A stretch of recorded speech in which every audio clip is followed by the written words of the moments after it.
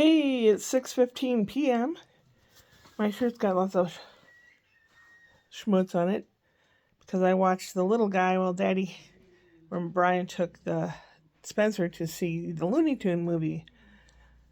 It has Daffy Duck and Porky Pig and an evil alien that gives people bubble gum that turns them into zombies, and they have to fix the problem. Brian said that they were the only ones in the theater, just he and Spence. And Spencer was afraid at the very beginning when they turned the lights off. But then, Daddy tells him. Daddy worked at a theater once when he was a teenager. That's one of the jobs he had as a teenager. And he explained everything to Spence. They had a good time. So the little guy, they have this stuff that comes in a little pouch with a straw in it, like. You take the lid off, and inside is either vegetables or meat or something. Kind of like jars of baby food in a pouch. So Sebastian kind of looked hungry, so I opened up the pouch, and he inhaled that like it was no tomorrow. That kid can eat. That kid can eat. And then we crawled around, played with the little toy car, and then he got up, and he walked over to the bottom of the stairs, and they have a little iron gate at the bottom and one at the top. And he looked over at me, and he stand there, kind of wiggled, like plie a couple times, like you bend your knees a little, and then you stand back up. And I said, "Are you tired? You want to take a nap?" "Yeah." "Okay." So I went upstairs with him and talked in a nice monotone voice like I do here. You can wake up when I'm done, okay? And he fell fast asleep. And he slept for a while. A real good kid. And I took the opportunity to clean the high chair and everything around it.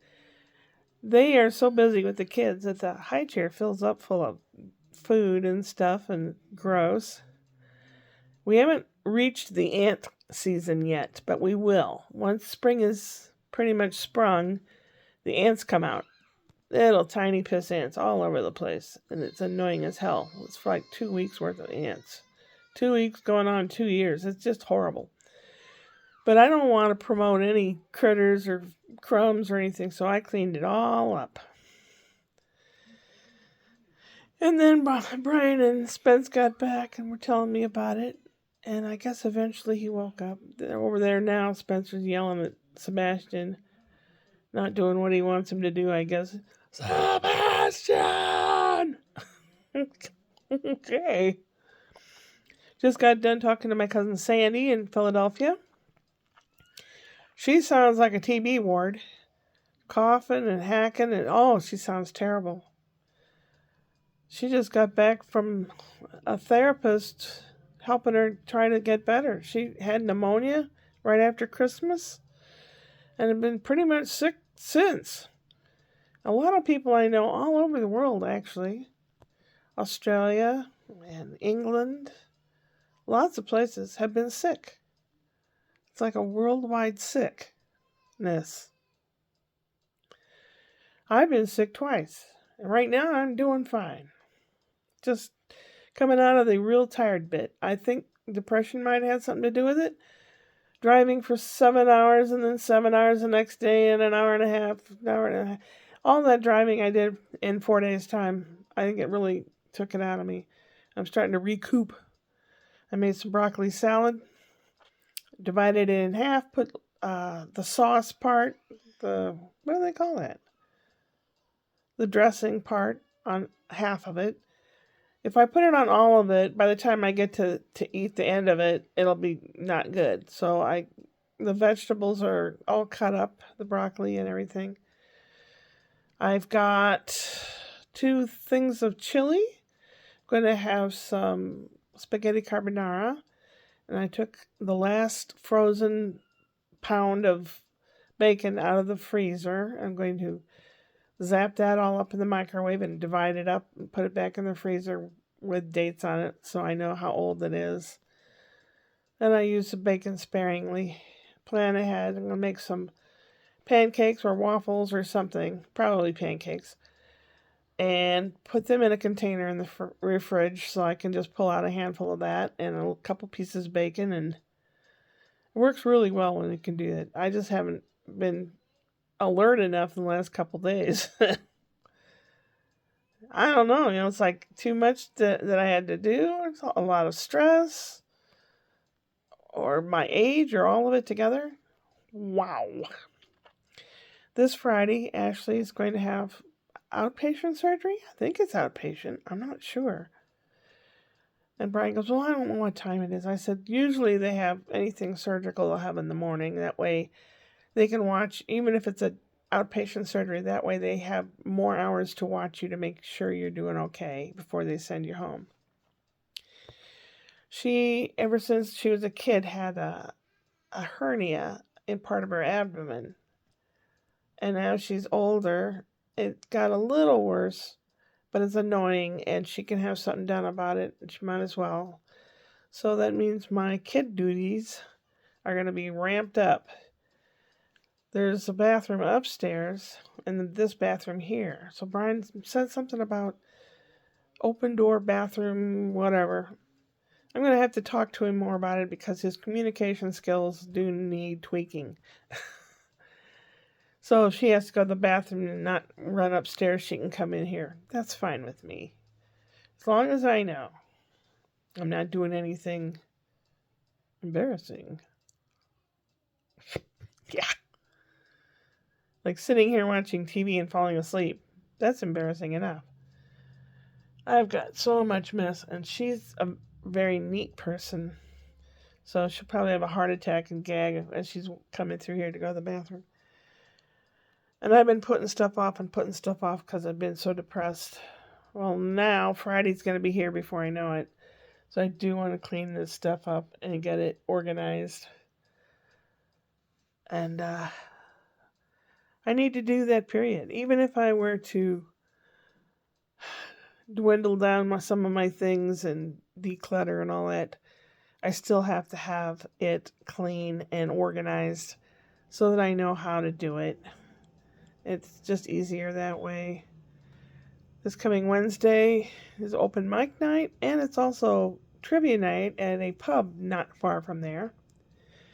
It doesn't cost anything for the trivia night, and the prizes are like a $10 gift certificate to that place for if you want to eat there. Most of their stuff is like $15, like a hamburger platter or fish and chips. It's called the Falconer. It's like a British pub. And they have Guinness. I don't know how much their drinks are. They didn't list that online, but the sandwiches and the snacks and appetizers and stuff, they did list the prices. So, I said, do you have to buy food? No, but can you sit and play the game and have food? Yes. And I said, can you buy a mulligan? And they never heard of it. I only know of it because I was at a trivia night a couple times. A mulligan's when you pay for like a second chance. Like you get the wrong, number 3, you get the wrong answer, but you have a mulligan, so it basically negates the wrong answer. That's kind of cheating. If you have a lot of money, you can cheat a lot. But I heard it's really good, and I really should show up if I can. But it's the same night as open mic night. But the one at the bar, the prizes get better into the evening. So if I show up at open mic night, do my thing right away, I can pop over to the other place. And then, because the Falconer is in between open mic night and my home by 5 minutes. It's only 5 minutes from the other. I don't know. We'll see. I have to make up my mind. And then Friday, I'll be on Mama Healing duty, where she can't pick up anything over 8 pounds. She can, walk around a little if she feels like it. And I don't think she's supposed to drive either. So I'll be doing take Spencer to school thing, I think. Got to ask Brian about that. 'Cause I know when I had abdominal surgery, you weren't supposed to do that. no driving. At the time, I was fine. All I had was like maintenance in the yard. I sat down and with the hand clippers and clipped grass or flowers or whatever. But they have two big dogs. I'll have to. I fed them before. And anyway, that way she has 6 weeks to heal, and then after that, there's about 2 or 3 weeks before they go to Canada. And hopefully, nothing horrendous will change with our country and how it treats other people and its citizens, etc., etc. Because Scott's looking forward to them coming up. Scott gets homesick. I love Saskatoon. I don't like the coldness. And it gets very cold. It's been like 8 degrees Fahrenheit. No, or do they list it in Celsius? No, if they listed it in Celsius, it wouldn't be that cold. So it's 8 degrees Fahrenheit. And I think most of their snow is done for the year. I am not sure. But it's supposed to be light jacket weather when they go to visit them up in Canada. They have a lot of neat things for kids in that town along the river. They have a kids park that explains rivers and how they work and shows it in a mosaic how the Saskatoon River flows through the province and everything. They really know how to do things right up there. Their education is much better. The farther north you go, the education is better. Like Mississippi, way down south, near the Gulf of Mexico. They are the last of the 50 states. They are last in line for school, learning, education. The northeastern states like Connecticut and Vermont, and they're up there in the top 10. And even Iowa is in a really good place on the 50 state list. California is not so much, but it's such a huge state. And even if this were, there are a lot of, the kids they're sending them to Montessori, which is expensive, but very good for them, especially kids that might have attention deficit or other issues that need special organizing, Spencer's doing well.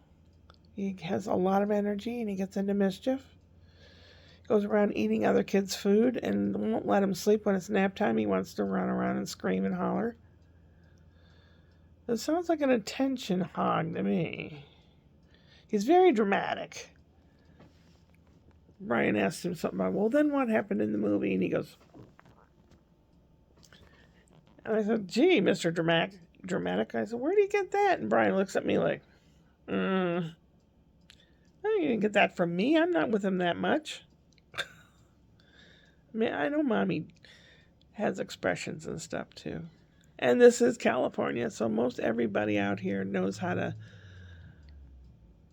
try to get attention. That's a big thing out here. There's so many people, and they feel insignificant, so they have to do everything they can. I feel insignificant. I want to feel better about myself, and I'd like to be able to make some money with those books, but I put things in the way so that I can't accomplish things. True. It's long enough I could tie it up there without bobby pins. Pretty cool. Oh, golly. 14, 16, 17, 18. I've been talking too long. Tomorrow I'm going to have to write it down, and maybe Wednesday I'll get together with Ash and see exactly how we're going to work this mommy watch when she has her outpatient surgery.